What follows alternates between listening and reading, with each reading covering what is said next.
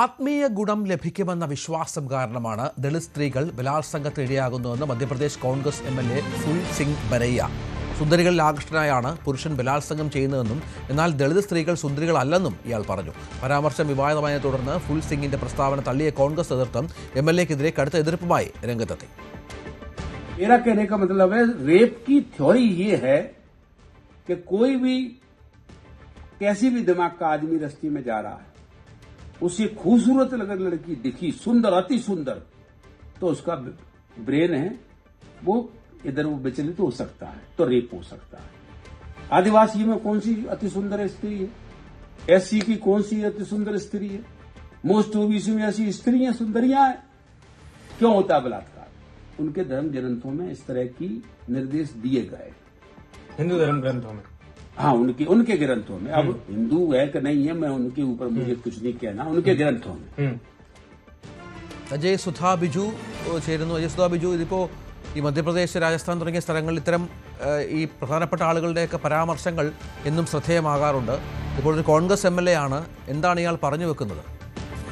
രഞ്ജിത്ത്, വളരെയധികം ലജ്ജിക്കുന്ന രീതിയിലുള്ള പരാമർശങ്ങളാണ് കോൺഗ്രസിൻ്റെ MLA ആയിട്ടുള്ള ഫൂൽ സിംഗ് ബരയുടെ ഭാഗത്തു നിന്നുണ്ടായിരിക്കുന്നത്. അതായത് ഇയാൾ രണ്ട് രീതികളിലാണ് സ്ത്രീകളെ അപമാനിക്കുന്നത്. ഒന്ന്, ജാതീയമായി SC/ST വിഭാഗങ്ങൾക്കിടയിൽ ഒരു വിശ്വാസമുണ്ട്, ഇത് കാരണം സ്ത്രീകൾ കൂടുതലായി ബലാത്സംഗത്തിന് ഇരയാകുന്നു എന്ന് ഇയാൾ പറയുന്നുണ്ട്. അതുപോലെ മറ്റൊന്ന്, സ്ത്രീകളുടെ സൗന്ദര്യം വെച്ച് വേർതിരിച്ച് കാണാനും ഇയാൾ ശ്രമിക്കുന്നുണ്ട്.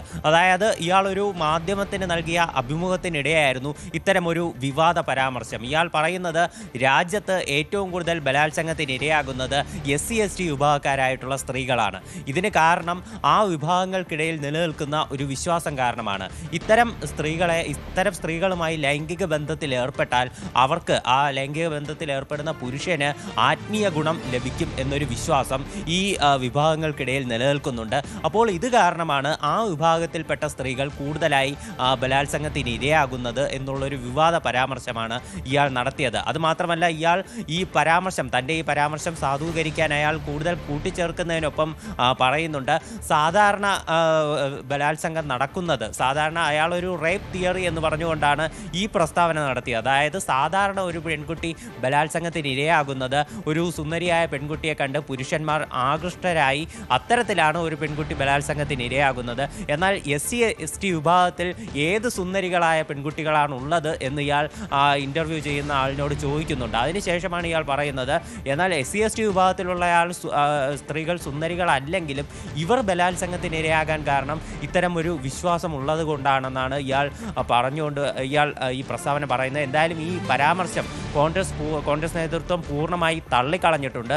സ്ത്രീകളെ എന്തിൻ്റെ പേരിലും വേർതിരിക്കാനാകില്ല എന്നും ഏതൊരു വിശ്വാസത്തിൻ്റെ പേരിലാണെങ്കിലും എന്തിൻ്റെ പേരിലാണെങ്കിലും സ്ത്രീകൾക്ക് നേരെ ഉണ്ടാകുന്ന ബലാത്സംഗത്തെ ന്യായീകരിക്കാനാകില്ല എന്നും സംസ്ഥാനത്തെ മധ്യപ്രദേശ് കോൺഗ്രസ് നേതൃത്വം പറഞ്ഞിട്ടുണ്ട്. ഇയാളെ പരസ്യമായി തള്ളിക്കൊണ്ട് കോൺഗ്രസ് അധ്യക്ഷനായിട്ടുള്ള ജിത്തു പട്വാരി രംഗത്തെത്തിയിട്ടുണ്ട്.